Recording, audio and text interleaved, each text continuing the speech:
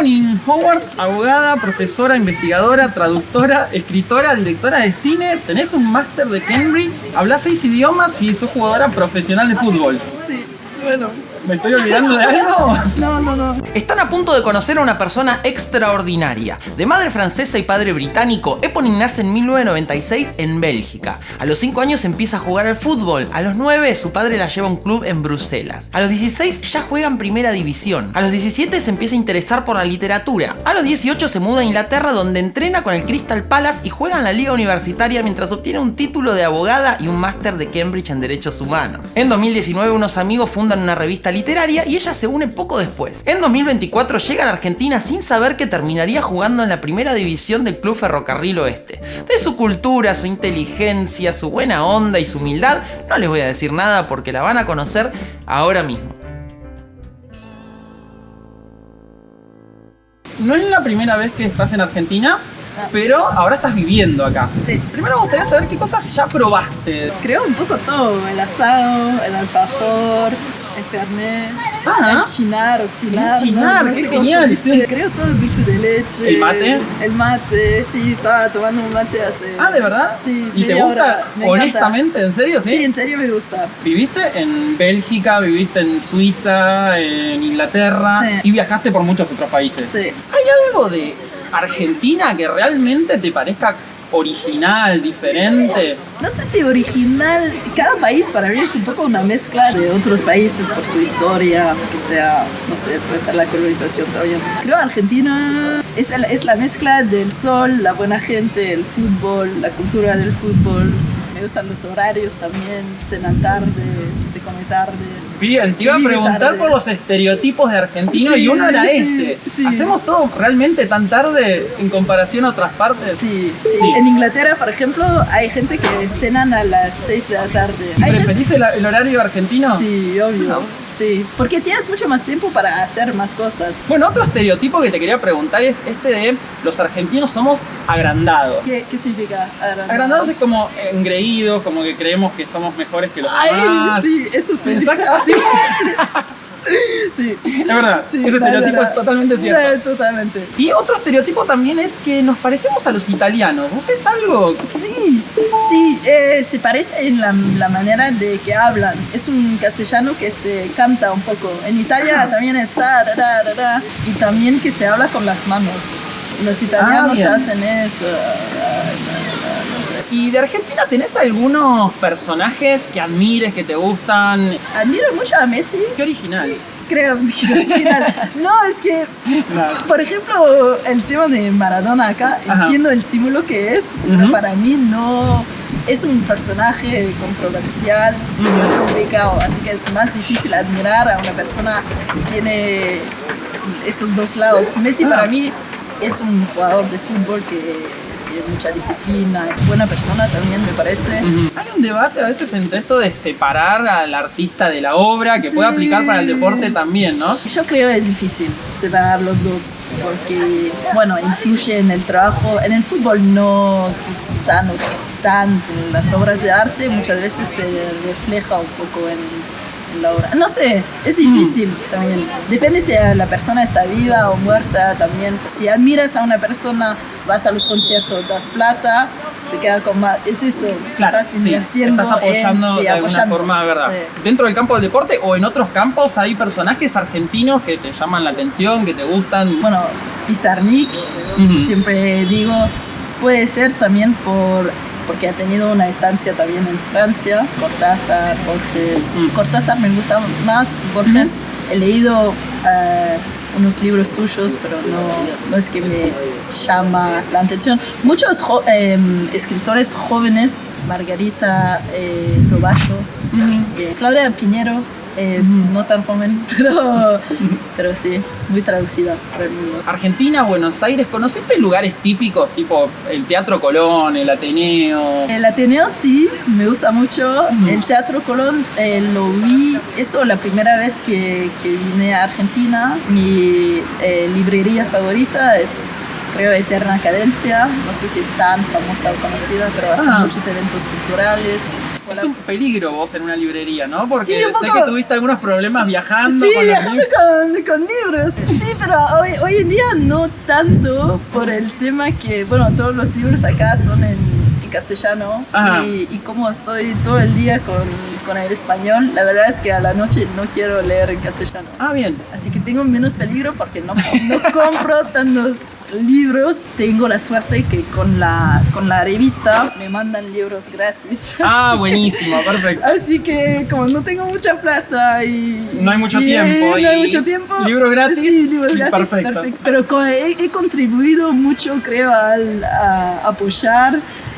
Porque compraba demasiados libros antes, pero también soy una persona de ofrecer. Si me gusta un libro y pienso en una persona, un amigo, una amiga, lo regalo, se me pueden quedar. De todas formas, si prestas un libro, casi nunca vuelve. Casi nunca vuelve, pero hay personas que intentan poner su nombre. Claro, no, es mejor regalarlo y te sentís mejor y ya está. Si sabes que no va a volver. Sí, ya está. Y quizá me gusta la idea que viaja un libro. Por ejemplo, si una persona lo regalo a alguien, le gusta mucho, lo va a regalar a otra persona y eso me gusta. Sé que te gusta caminar por cementerios. ¿Estuviste?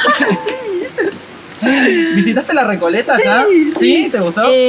No, esa vez no, porque igual cuesta mucho si sos extranjera, pero sí me encanta. También hay unos cementerios cerca de donde vivo en Chacarita, el cementerio británico, hay un alemán, ¿Y salís a pasear por los cementerios? No, hoy es que tengo mucho menos tiempo.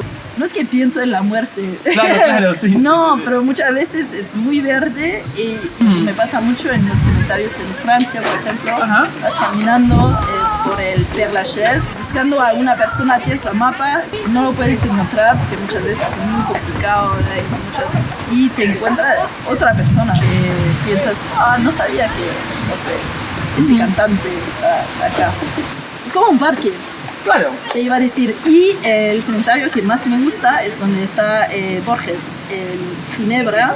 Tienes una tumba acá, una tumba allá, una tumba, y hay gente sentada en el césped haciendo un picnic. Me parece, no sé, esa convivencia con los muertos. Vos viviste en Suiza, pero naciste en Bélgica y creciste en Bélgica. Sí. Sin embargo, te identificás como francesa.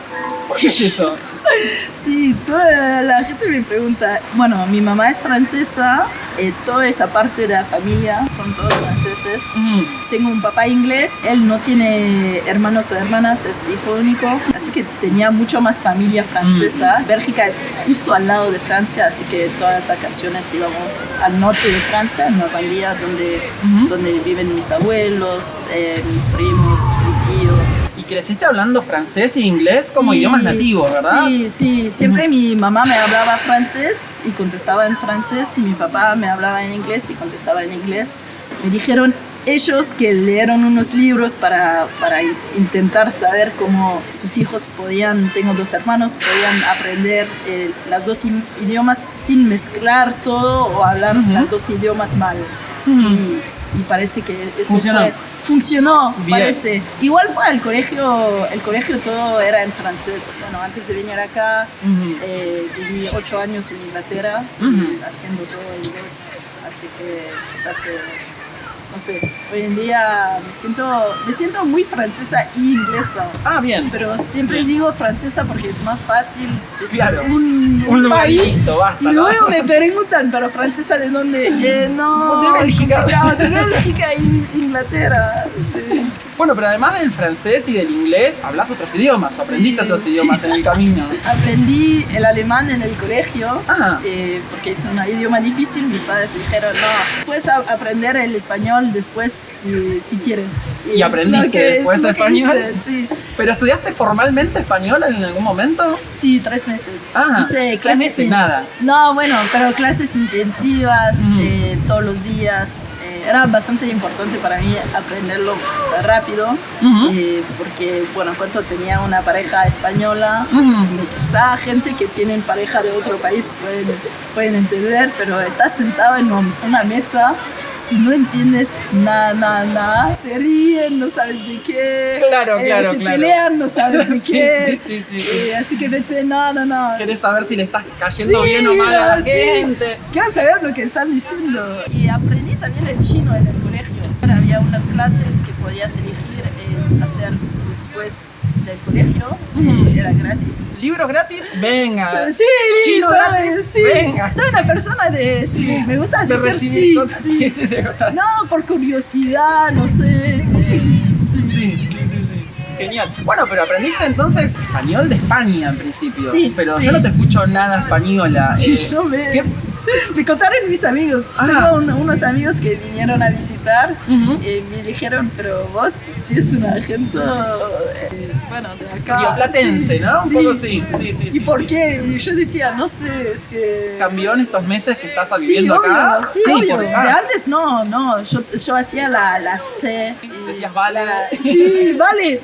Yo decía, vale, la lluvia. Ajá, claro. La piscina. Pero es mucho más fácil no hacer la C con el F. Porque Sí. lo tenía que pensar si es una S o una C. Y ahora no es S. Así que mucho más fácil. Bien, y cambiaste al voceo, hablas de voz. Ah, sí, Vos el tenés, voz, vos el hacés. voz, me salió después de 2 meses. Bueno. Fue muy difícil. El voz fue ¿Sí? muy difícil. Sí. Mm.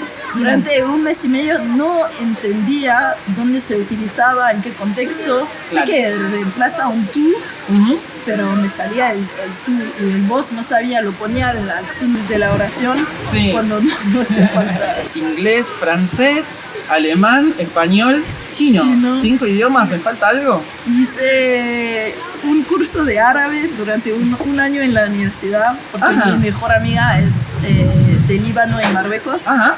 También para, no sé, un reto, se dice. Sí, un desafío. Sí, un desafío. Ujú.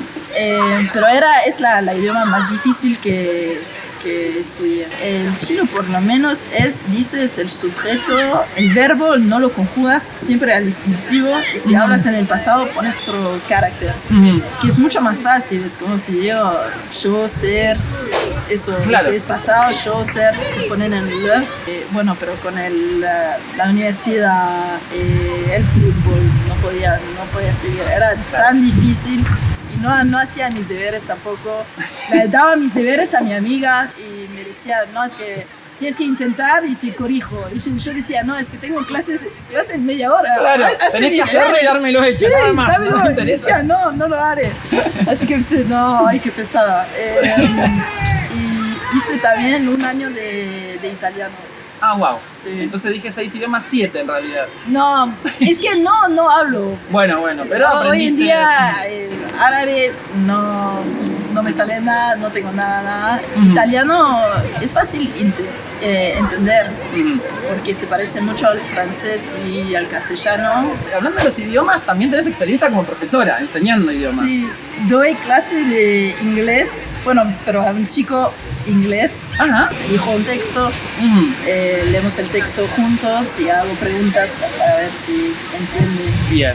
Y también, bueno, en el ámbito académico, sos investigadora. ¿Cuál es tu área de estudio, de investigación? Todo lo que es con tema de derechos humanos. Ajá. O también derecho internacional.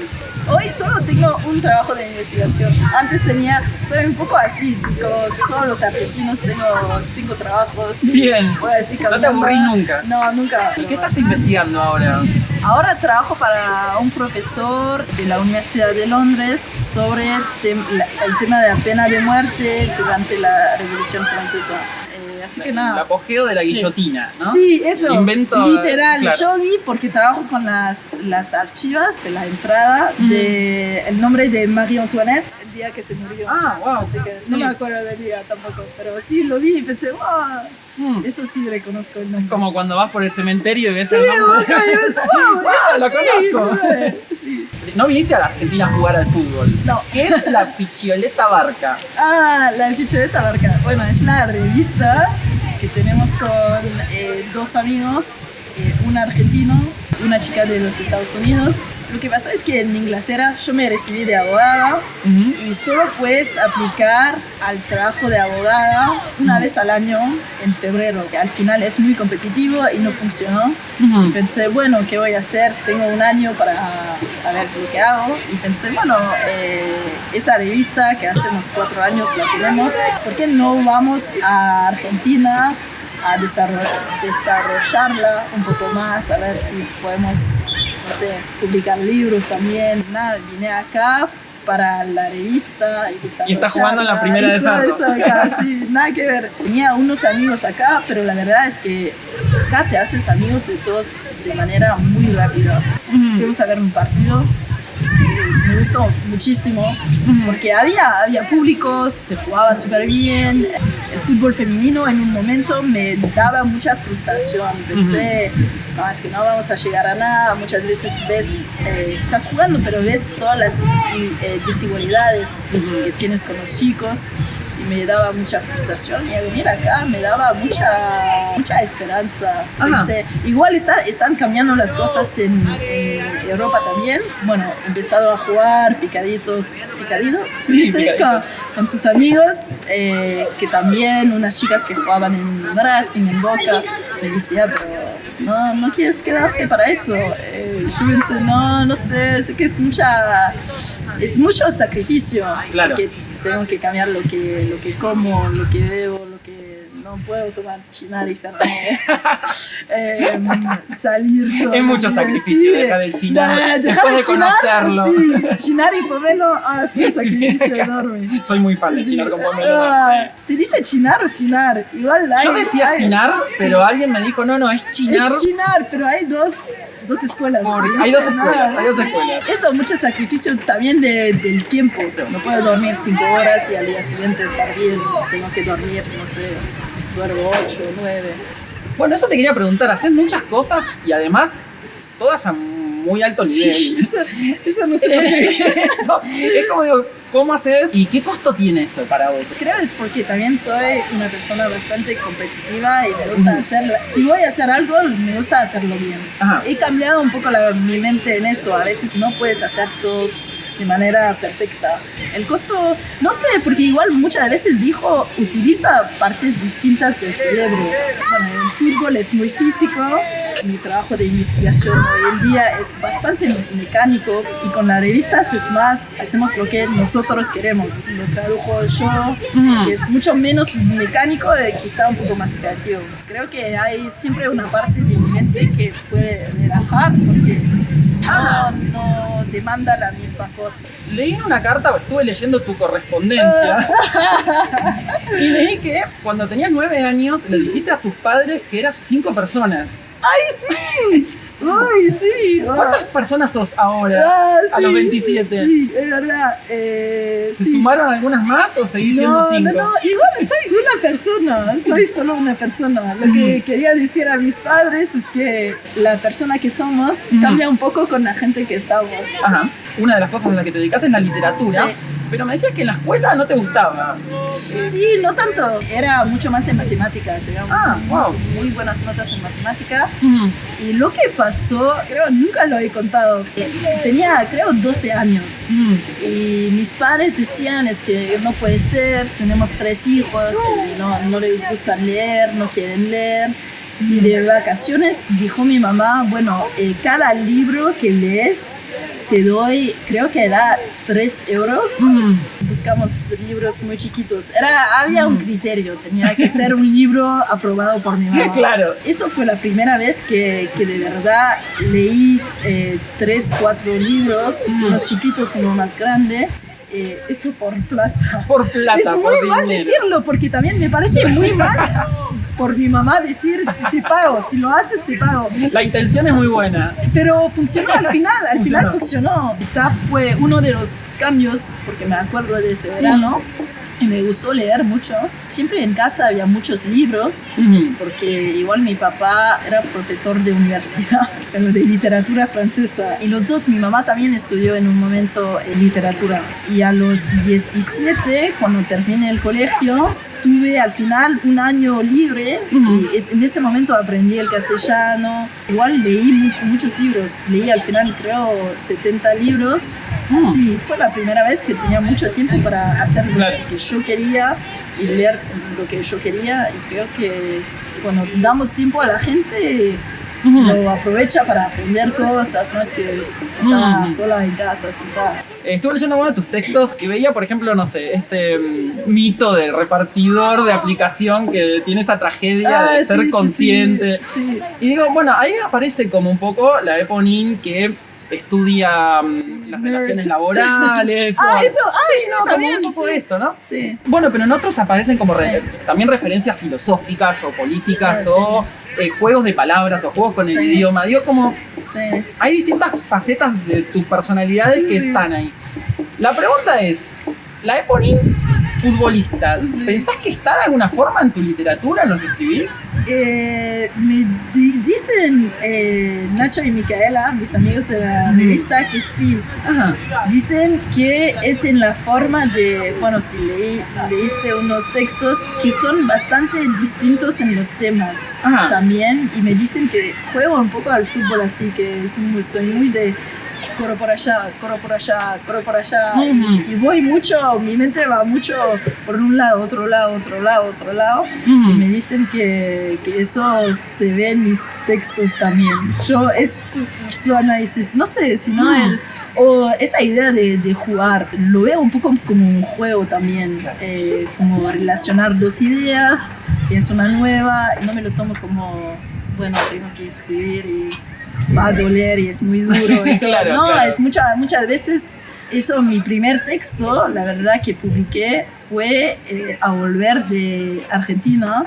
Quizá lo leíste, Libros Pesados. Sí, claro. Quedaste en el aeropuerto. Sí, me quedé en el aeropuerto. Tenía, solo una mochila y tenía, creo, 12 libros. La chica me decía, no puedes subir al vuelo, y yo decía, no, pero bueno. Eso, el chamullo argentino ya lo tenía. Pero no funcionó. ¿Dejo los libros o qué hago? Y al final no dejé los libros. Había comprado un libro de poesía enorme de Benedetti, que me gusta mucho, uruguayo. Estaba muy enojada y empezó a escribir en el avión. Inspiración por también a veces caminar en un cementerio. Hay inspiración por todos los lados. Así que el deporte, el fútbol, ¿nos enseña algo para la vida fuera de las canchas? Más allá de la literatura. Para mí mucho. A mí me aprendió manejar bien mi tiempo. Todos tenemos el mismo tiempo en un día, es como lo organizas. Disciplina, vas a tener días buenos, días malos. Hay que seguir y ir para adelante. Trabaja en equipo también, porque no vas a marcar un gol sola, eso es un mito total. Igual, si no sos profesional, o si no, tu vida no es el fútbol y lo haces como un hobby, eso lo puedes llevar a tu trabajo después. Por eso que digo, es muy importante que las mujeres y las chicas también van al fútbol o otros deportes, porque todo lo que aprendes acá lo puedes llevar contigo después. Sí. Te voy a traer un regalito. Ay, no. ¿Un alfajor? No. Obvio. Ay, vamos. No, ¿Son wow, alfajores? ¿Lo conoces? Sí. No, me muero. Probé. No, el 3. Me dijeron, no lo tengo. Ese lo probé. Sí. Hace mucho lo probé, no en la temporada. Y eso es el blanco, ¿no? El blanco. Ay, no lo probé. Bueno. Muchísimas gracias. Muchísimas gracias a vos. Alfajor. Yo sabía. Bueno, pero no lo como, No, la nutricionista está por acá, mira. Entonces me mandaron mucho mensaje por Insta diciendo tienes que probar ese. Y no lo encontraba. No, es porque es de Quilmes, es como de mi ciudad, yo vivo ahí, entonces ahí solo en Quilmes se encuentra. es difícil a veces de encontrar. Bueno, gracias. Che, muchísimas gracias. Muchísimas gracias. En serio,